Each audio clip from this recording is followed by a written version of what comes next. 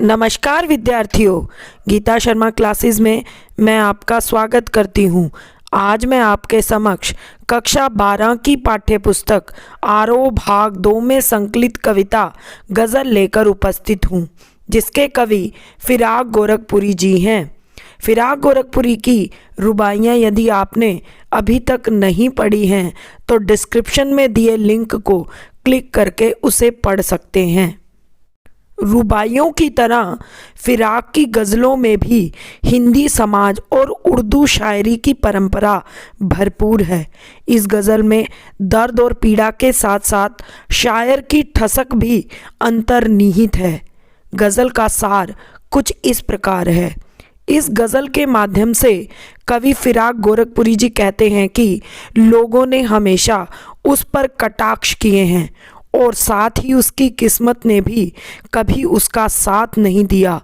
गम उसके साथ हमेशा रहा। उसे लगता है जैसे रात का सन्नाटा उसे बुला रहा है। शायर कहता है कि इश्क वही कर सकता है जो अपना सब कुछ खो देता है। जब शराबी शराब पिलाते हैं तो उसे अपनी प्रेमिका की याद आ जाती है। अंतिम शेर में वह यह स्वीकार करता है कि उसकी गज़लों पर मीर की गज़लों का प्रभाव है। तो गज़ल की शुरुआत करते हैं हम। नौरस गुंचे पंखड़ियों की नाजुक गिरहे खोले है, या उड़ जाने को रंगोबू गुलशन में पर तोले है। इन पंक्तियों में नौ रस का मतलब नया रस, गुंचे मतलब कली, यानी कि फूलों से खिलने की जो पहले की अवस्था होती है उसको गुंचे कहते हैं। नाजुक मतलब कोमल, गिरहे मतलब गांठे, यानी कि जब कलियां जुड़ी हुई आपस में होती हैं उसको गिरहे बोलते हैं। रंगोबू का अर्थ होता है रंग, बू मतलब महक या खुशबू कह सकते हैं। गुलशन बाग या बगीचा, पर तोले है, पर तोले का अर्थ होता है पंख फैलाकर उड़ना। इन पंक्तियों में फिराक गोरखपुरी जी ने वसंत ऋतु के आगमन पर वातावरण में छाए अपूर्व सौंदर्य का बड़ा ही सुंदर वर्णन किया है। इन पंक्तियों में फिराक गोरखपुरी जी कहते हैं, नौरस गुंचे पंखड़ियों की नाजुक गिरहे खोले है। कवि कहते हैं कि वसंत ऋतु फूल की कलियों की पंखड़ियों की कोमल गिरहे मतलब गांठों को खोल देती है। कवि के कहने का अभिप्राय है कि जो वसंत ऋतु है उसके आगमन पर नौरस फूल की कलियों की पंखड़ियों की जो कोमल गुथियां होती हैं, उसकी कोमल गांठें होती हैं, उनको खोल देती है।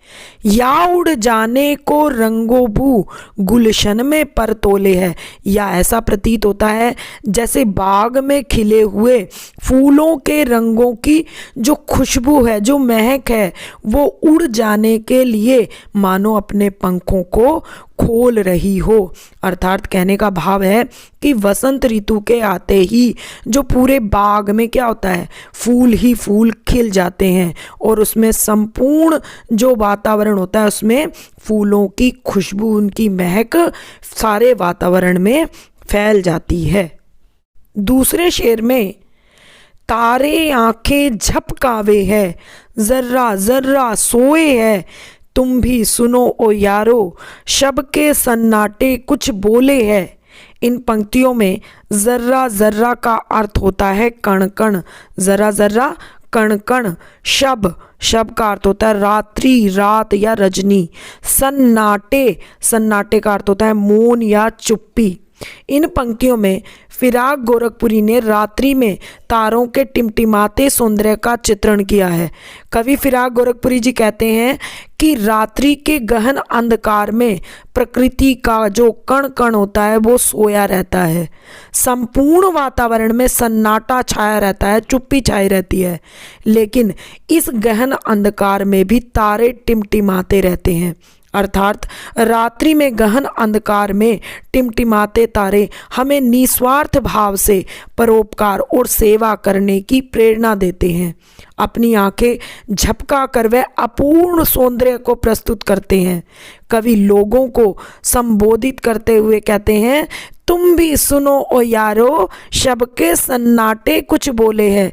कवि कहते हैं कि हे मित्रों, हे मेरे प्यारो, तुम भी सुनो। रात्रि में जो चारों तरफ जो सन्नाटा, जो चुप्पी छाई हुई है, वो भी कुछ ना कुछ रहस्य यानी कि कुछ ना कुछ राज की बातें कहता है।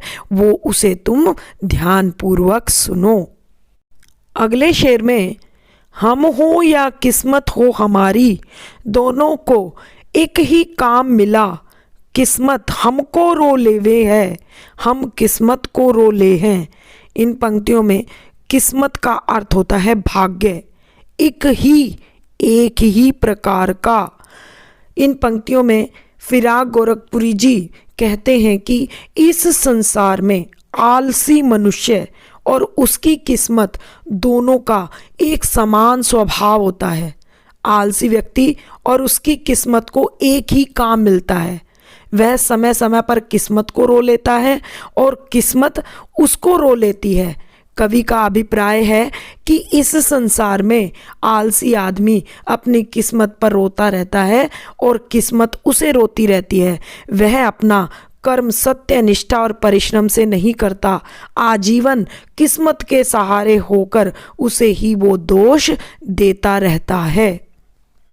अगले शेर में, जो मुझको बदनाम करे है, काश वे इतना सोच सके, मेरा पर्दा खोले है या अपना पर्दा खोले है। इन पंक्तियों में काश का अर्थ होता है, काश मतलब ऐसा हो सकता हो। पर्दा, पर्दा मतलब राज की बातें करना, रहस्य। इन पंक्तियों में कवि फिराक गोरखपुरी जी कहते हैं कि इस दुनिया के लोग जो मुझे बदनाम करना चाहते हैं, मेरे ऊपर बदनामी का कलंक लगाना चाहते हैं, कवि यह कामना करता है कि ऐसे लोग जो मुझे निरंतर बदनाम करते हैं, काश वे केवल इतनी सी बात सोच सकें कि बदनाम करके वे मेरा रहस्य, मेरा राज जो खोल रहे हैं या फिर अपना राज समाज को बता रहे हैं। कवि का अभिप्राय यह है कि इस समाज में दूसरों को वही लोग बदनाम करते हैं जो स्वयं पहले से ही बदनाम होते हैं, और ऐसा करके वे दूसरों को बदनाम नहीं करते बल्कि अपने रहस्यों को, अपने राज को सबके सामने खोलकर बता देते हैं। कवि के कहने का भाव यह है कि हमें कभी भी किसी की परनिंदा नहीं करनी चाहिए। अगले शेर में, ये कीमत भी अदा करे हैं हम, बदुरस्ती ए होशो हवास, तेरा सौदा करने वाले दीवाना भी हो ले हैं। इन पंक्तियों में कीमत, कीमत मतलब मूल्य, अदा, अदा मतलब चुकाना, बदुरुस्ती ए होशो हवास, बदुरुस्ती ए होशो हवास का मतलब होता है विवेक के साथ, अर्थात अपनी चेतना के साथ। इन पंक्तियों में कवि फिराक गोरखपुरी जी अपनी प्रिय को संबोधित करते हुए कहते हैं कि हम पूरे विवेक के साथ यानी अपने पूरी चेतना के साथ, अपने पूरे होशो हवास में प्रेम की कीमत भी चुका देते हैं, और हम तुम्हारा सौदा करने वाला अर्थात तुम्हें खरीद कर अपने पास रखने वाला दीवाना भी बनने को तैयार हैं। अगले शेर में, तेरे गम का पासे अदब है, कुछ दुनिया का ख्याल भी है, सबसे छिपा के दर्द के मारे चुपके चुपके रो लेवे हैं। इन पंक्तियों में गम, गम का अर्थ होता है दुख और पीड़ा। पासे अदब, पासे अदब सम्मान का भाव, ख्याल, विचार।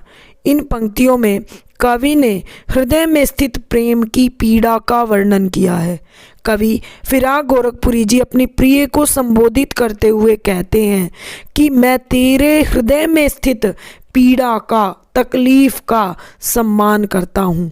मैं स्वीकार करता हूँ कि तेरे हृदय में गमों का सागर उमड़ रहा है, लेकिन मैं पूर्णतः तुम्हारी ओर समर्पित नहीं हो सकता, क्योंकि मुझे कुछ दुनिया का भी ख्याल है। हे प्रिय, मैं तुम्हारे गमों को समझता हूँ, लेकिन सामाजिक मर्यादा के कारण मैं पूर्ण रूप से तुम्हारी ओर समर्पित नहीं हो सकता। कवि कहता है कि हे प्रिय, मेरा भी तुम्हारे जैसा ही हाल है। मेरे हृदय में भी पीड़ा और दर्द है, किंतु मैं सामाजिक मर्यादाओं में बंधा होने के कारण अपने दर्द को दुनिया से छिपाकर चुपके चुपके एकांत में रो लेता हूँ, अर्थात कहीं दुनिया कोई संदेह ना करने लगे, इसीलिए मैं तुम्हें समर्पित भाव में तुम्हें स्वीकार नहीं कर सकता और ना ही अपने दर्द को दुनिया के सामने प्रकट कर सकता हूँ। इसीलिए मैं एकांत स्थल पर चुपके चुपके अपनी मन की पीड़ा के कारण रो लेता हूँ। अगले शेर में, फितरत का कायम है तवाजुन आलमे हुस्नो इश्क में भी, उसको उतना ही पाते हैं खुद को जितना खो ले हैं। इन पंक्तियों में फितरत का अर्थ होता है स्वभाव, कायम स्थापित करना, तवाजुन संतुलन को बोलते हैं, संतुलन यानी कि बैलेंस। आलमे हुस्नो इश्क यानी कि आलमे हुस्नो इश्क का अर्थ होता है प्रेम और सौंदर्य का संसार। इन पंक्तियों में फिराक गोरखपुरी जी ने मोहब्बत में डूबे आशिक की मनोव्यथा का वर्णन किया है। कवि का कथन है कि मोहब्बत का नशा आज तक भी उन पर छाया हुआ है। हुस्न और इश्क का यह आलम है कि उसमें उसके प्रिय का स्वभाव के साथ आज भी उसका संतुलन कायम है। कवि के कहने का अभिप्राय यह है कि प्रिय से बिछड़े हुए उसे जाने कितना समय हो गया, लेकिन आज तक उसकी आदत हुस्नो इश्क में समाई हुई है। कवि कहते हैं कि इस वियोगावस्था में भी मैं अपने आप को जितना भूल जाता हूँ उतना ही अपनी प्रिय को अपने पास पाता हूँ। प्रिय के प्रेम की वियोगावस्था में अपने को जितना खोजने का प्रयास करता हूँ, मुझे और अधिक प्रिय की अनुभूति होने लगती है। अगले शेर में, आबो ताबे अशार न पूछो तुम भी आंखें रखे हो, ये जगमग बैतों की दमक है या हम मोती रोले हैं। इन पंक्तियों में आबो ताबे अशार का अर्थ होता है चमक दमक के साथ। आंखें रखे हो यानी कि देखने में समर्थ हो। बैंत, बैंत का अर्थ होता है शेर। इन पंक्तियों में कवि फिराक गोरखपुरी जी अपनी प्रिय को संबोधित करते हुए कहते हैं कि हे प्रिय, तुम मुझे पूरी चमक दमक के साथ पूर्ण बात मत पूछो, क्योंकि तुम्हारे पास भी दो आंखें हैं। तुम भी अपनी आँखों से इस चमक दमक को निहार सकती हो, सब कुछ देख सकती हो। कवि संदेह प्रकट करते हुए कहते हैं कि ये जगमग बैंतों की दमक है या हम मोती रोले हैं, कि कहते हैं कि ये जगमगाते बैंत, बैंत मतलब शेर, ये जगमगाते शेरों की चमक है या फिर हम मोती बिखरा रहे हैं। अगले शेर में, ऐसे में तू याद आए हैं अंजू मने मय में रिंदों को, रात गए गर्दू पे फरिश्ते बाबे गुनह जग खोले हैं। इन पंक्तियों में अंजू मने का अर्थ होता है शराब की महफिल। रिंदों को, रिंदों मतलब शराबियों को। गर्दू मतलब आकाश। फरिश्ता किसको बोलते हैं? जो देवताओं के दूत होते हैं उनको बोलते हैं फरिश्ता। बाबे गुनह का अर्थ होता है पाप का अध्याय। इन पंक्तियों में कवि फिराक गोरखपुरी जी कहते हैं कि हे प्रिय, तू इस विरह अवस्था में मुझे ऐसे याद आती है जैसे शराब की महफिल में शराबियों को शराब याद आती है, तथा जैसे अर्धरात्रि में आकाश में देवदूत संपूर्ण संसार के पाप का अध्याय खोलते हैं, वैसे ही हे प्रिय मुझे तुम याद आती हो। अगले शेर में सदके फिराक एजाज़े सुखन के कैसे उड़ाली ये आवाज़, इन गज़लों के पर्दों में तो मीर की गज़लें बोले हैं। इन पंक्तियों में सदके का अर्थ होता है कुर्बान, निछावर होना। एजाज़े सुखन का अर्थ होता है बेहतरीन काव्य या बेहतरीन शायरी। पर्दे का अर्थ होता है चरण। इन पंक्तियों में फिराक गोरखपुरी ने प्रतिष्ठित शायर मीर के प्रति अपने श्रद्धा भाव अभिव्यक्त किए हैं। कवि फिराक गोरखपुरी जी कहते हैं कि प्रतिष्ठित शायरी की ये आवाज़ कैसे उड़ा ली गई, कैसे चुरा ली गई, इस पर फिराक सदके जाता है, अर्थात अपने आप को निछावर करता है। कवि अपनी गज़लों को महान शायर मीर के प्रति समर्पित करते हुए कहता है कि मेरी इन गज़लों में तो प्रतिष्ठित शायर मीर की गज़लें बोलती हैं। मैं मीर की गज़लों से प्रभावित होकर ही इन गज़लों को लिखता हूँ, इन शेरों को लिखता हूँ। फिराक गोरखपुरी द्वारा रचित गज़ल यहीं समाप्त होती है। आशा है यह वीडियो आपको पसंद आई होगी। यदि पाठ से संबंधित किसी भी प्रकार की कोई कठिनाई हो तो कमेंट बॉक्स में कमेंट करके मुझसे पूछ सकते हैं। अलग अलग कक्षाओं की वीडियो को देखने के लिए हमारे चैनल को सब्सक्राइब करें, वीडियो को लाइक करें और अधिक से अधिक लोगों को शेयर करें। आपका बहुत बहुत धन्यवाद। आपका बहुत बहुत आभार।